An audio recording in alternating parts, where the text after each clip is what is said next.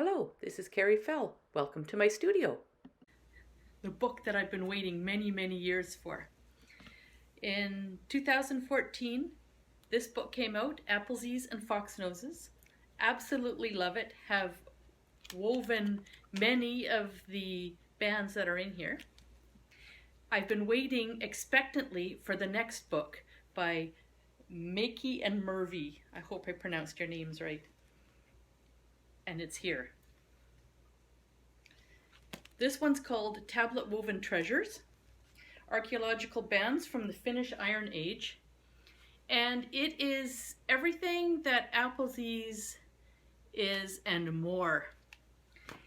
The book itself is slightly bigger and much thicker. So we're looking at many more pages and much more information. What they've done is they have researched some archaeological discoveries of bands. They have figured out how it's woven. They have woven their own version of it, and they figured out the pattern and published the pattern so that we can do the same. Every band in here is from an archaeological discovery. So what I decided to do was to choose a nice simple band from here and just make it. I chose number 24, and the band looks like this. This is what the original band looked like. So to come up with what it looked like originally is pretty amazing, I think. The book is full of that sort of thing. It's full of the original old bands that were found, the pattern, and then their version of it. So I decided to start weaving number 24. I'll link to their website and you can purchase your very own copies of either or both of these books.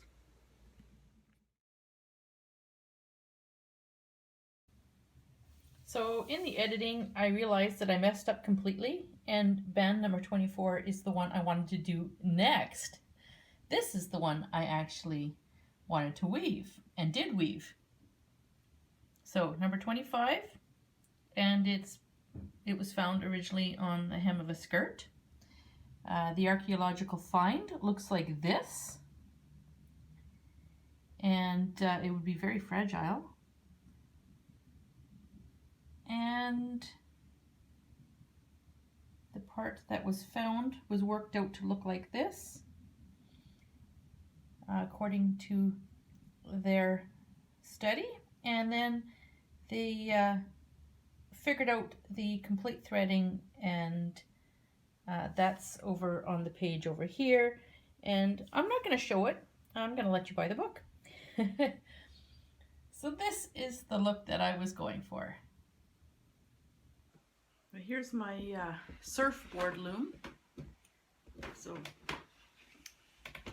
a handle from sort of a cupboard or a drawer on one end, a different type of handle from a cupboard or drawer at the other end. I have the warp tied on at the far end, just in a bow, and the cards, and then the weaving. This end, I can adjust the tension slightly as I weave just by releasing the clips and giving it a bit more ease or a bit tightness. The colors I've chosen are very similar to what's in the book. I believe that these are colors that could be created using natural dyes. These, of course, were probably dyed with acid dyes. I bought all this wool already in these colors, so it's commercially dyed. But I think it makes a band that looks very much like what the original would have looked like. Weft threads are wound on this tiny little shuttle. It doesn't have a sharp edge here, and I'm finding that it doesn't really matter actually for beading. I don't need a sharp edge. So this is a simple pattern. It's 4 turns forwards and 4 turns back. 1, 2,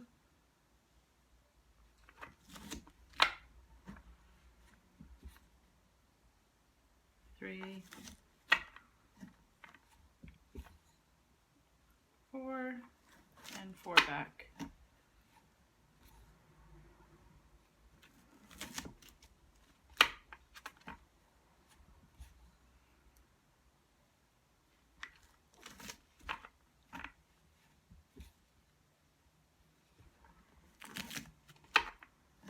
Now that I'm well into the weaving of this pattern, I have learned to realize where I am in the pattern, so I don't actually have to keep count. I know when the pattern is going off in this direction that the cards need to rotate towards myself, so backwards, and when the yellow zigzag is going off in this direction, the cards need to move forward. And that's completely logical in my mind. These cards are, the pattern cards are angled this way. So when I turn them in a forward direction, the pattern is going to go in that direction. When I turn them backwards, the pattern's going to go off in this direction. And that's just something that sort of I use to orient myself. And I'm doing one thing differently than the book calls for, and that is I'm moving the border tablets together with the rest of the pack. Just for my own ease and recognition of what's happening, I threaded the border tablets through green and the pattern through the yellow tablets, and I'm moving them all together as a pack. The original pattern had the border tablets moving consistently forward while the pattern went forward and backwards. Also, the original has a tubular edge. I could probably try the tubular edge and see what it looks like when I move it together, but right now I'm just moving them together as a pack just for speed. I don't have the border tablets moving consistently forward. It makes for a nicer edge, but I'm not doing that because I have my warp permanently attached, and it is a lot of work to get that twist out. The twist would just be continuously building up if I was moving them forward all the time. So that's I save that for my warp weighted loom, where I can relieve the twist, and where I'm attached at both ends, I just like to move everything together and keep everything twist neutral. So I have this bumpy edge on both sides, but as Laura Fry says, if you can't be perfect, be consistent. So by being consistent, it's very intentional, and it looks like that's the way it's supposed to be. So I'm really loving this. I love the traditional look to it, and I think it will look great on my Viking hats. The finishing process includes a vigorous wash in hot soapy water, followed by a hard press with a steam iron. So here's the finished band. The front and the back. Here it is all coiled up. This band ended up being about 106 inches long, which is just under 3 yards, and that means out of the 4-yard warp, almost, about 1 yard was lost to take up, shrinkage, and loom waste. So the loom waste is very little. I suspect that the take-up is quite extensive from the twist of the tablets and the yarn twisting around itself. And the shrinkage, of course, is expected because it's 100% wool, so there will be a fair amount of that. So it's all ready now to be added to my shop or to my stash. I haven't decided yet, and it would make nice trim for hats, keeping it quite authentic. So here's my band compared to the one in the book and the original. So, do you think I got it?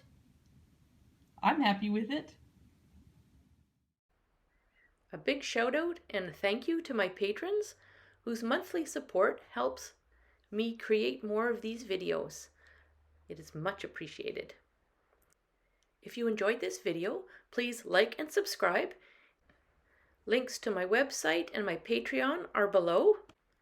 And I've also included the link for the purchase of the book. Thank you for watching!